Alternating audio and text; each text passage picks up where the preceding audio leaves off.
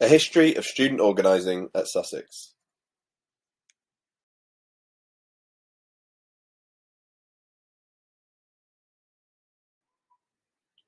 Students at Sussex have a long-held reputation for being radical and progressive.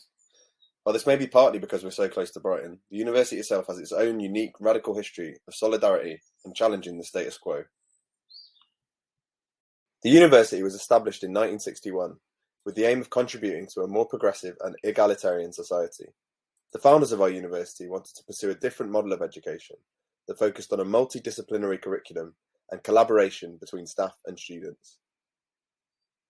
These ideals led to an unusually harmonious relationship between the university executive and the Students' Union, despite the SU being just as politically engaged as other SUs around the UK. A Guardian newspaper reporter once noted the positive relationship between the Vice-Chancellor at the time, John Fulton, and the SU executive as being the result of an out-of-the-ordinary will to learn and collaborate. Unfortunately, the harmonious relationship didn't last, but the ideals have carried on through student campaigning, from the anti-apartheid movement in the 60s to the national rent strike in 2021. Solidarity, justice, and challenging the establishment have always been at the heart of student activism at Sussex. In 1964, Thabo Mbeki, the first black South African student at Sussex, led a march from Brighton to the House of Commons. This was in protest of the imprisonment of his father, Govan, and other members of the African National Congress, including Nelson Mandela. Throughout the night, students marched to 10 Downing Street and handed a petition signed by 664 staff and students at Sussex University to the Prime Minister. Afterwards, they held a demonstration outside South Africa House in Trafalgar Square. The next day, London television showed Mbeki leading the march. This kind of lobbying helped the Rivonia trialists, who were later spared. Mbeki had been a prominent member of the SU committee and went on, after completing his economics degree, to become Mandela's successor as the second president of South Africa in 1999. His influence led to the creation of the Sussex University Southern African Campaign, which was led by students. This campaign held events to raise money for the cause, such as anti-racism concerts, and worked with the national student movement to organise further protests and marches. To recognise the importance of this work, in 1973, the Mandela Scholarship was founded by Sussex students under the leadership of Students' Union President Cam Matheson. The scholarship made it possible for oppressed South Africans to come to Sussex to study. Sussex was the first British university to offer such a scheme. Following his release from prison, Mandela wrote to the Scholarship Fund offering praise and support. In 1978, the large hall in Falmer House was renamed Mandela Hall in Nelson Mandela's honour. We must remember the anti-racist campaigning and incredible alumni that Sussex is famous for, and continue this fight against racism both within our own institution and in wider society. A second prominent period of student organising during the history of our university came from various rent strikes and occupations throughout the 70s.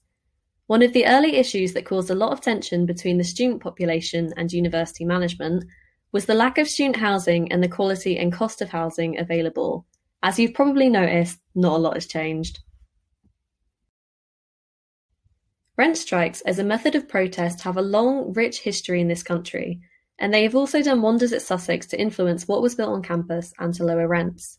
The University of Sussex went through a period of intense student expansion in the early 70s, and this made the current student accommodation increasingly inadequate. Whilst the university was churning out new halls on an ad hoc basis, students weren't being consulted or involved in these developments. In response to this, students set up the University of Sussex Tenancy Association, USTA, in 1971. USTA was almost immediately in dispute. The uni planned to build a new campus accommodation, Park House 6, in exactly the same inadequate design as the rest of campus accommodation at the time. The Vice-Chancellor began negotiations with the students who held a meeting passing two resolutions. That the form and siting of future accommodations be decided by a committee having parity student representation. That no contract for borrowing money be signed until USTA had submitted an alternative proposal. 77% of students on campus withheld their rent that term until the demands were met. A general meeting of the Students' Union was called and noted that the student housing problem was inextricably linked to the general housing crisis in the country. This led to the campaign, aided by the student newspaper, Union News, incorporating an educational element. The student newspaper would frequently carry articles making links between the housing issues being faced by Sussex tenants and the wider UK housing crisis. The VC met with Uster and presented a signed statement agreeing to the terms of the strike. Further to this, the university was also forced to back down from its proposed 6.5% rent increase, which was knocked down to 3.5%. The students had withheld a total of £35,000 for 15 weeks in total. This victory led to a growing membership of Uster and the formation of democratically elected committees in each student halls. These would meet regularly to discuss big and small issues that negatively affected their living conditions, from heating costs to inadequate facilities. This led to many more successful rent strikes throughout the 70s and 80s. This includes the second largest national rent strike in British history. In 1973, the NUS helped to coordinate rent strikes at 44 different universities protesting government cuts to the student grant.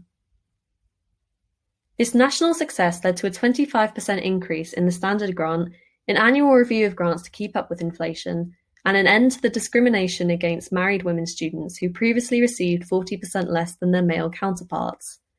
75% of Sussex students took part in this action and also won local rent cuts at Sussex as well as the larger national win.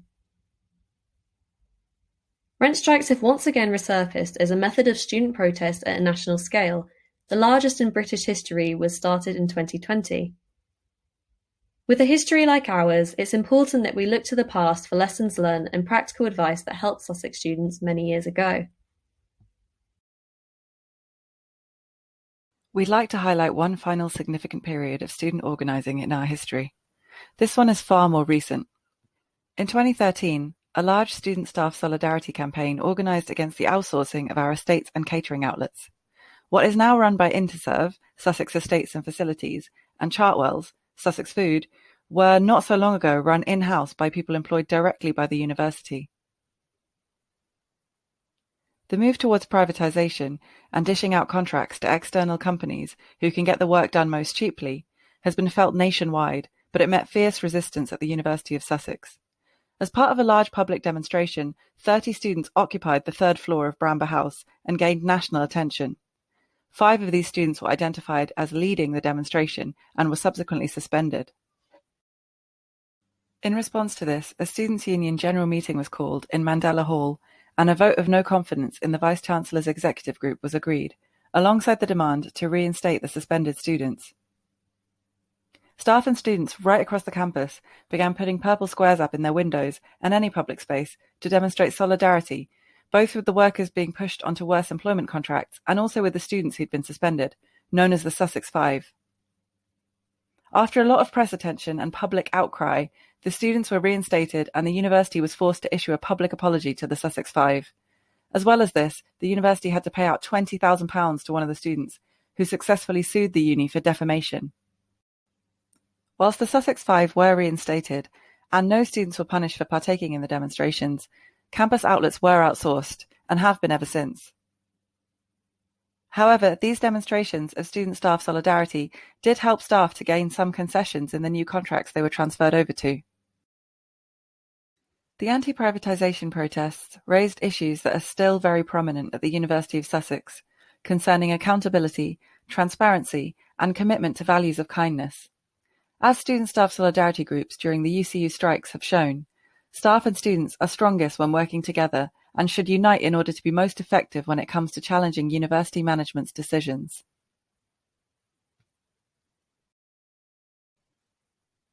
End of Part 3.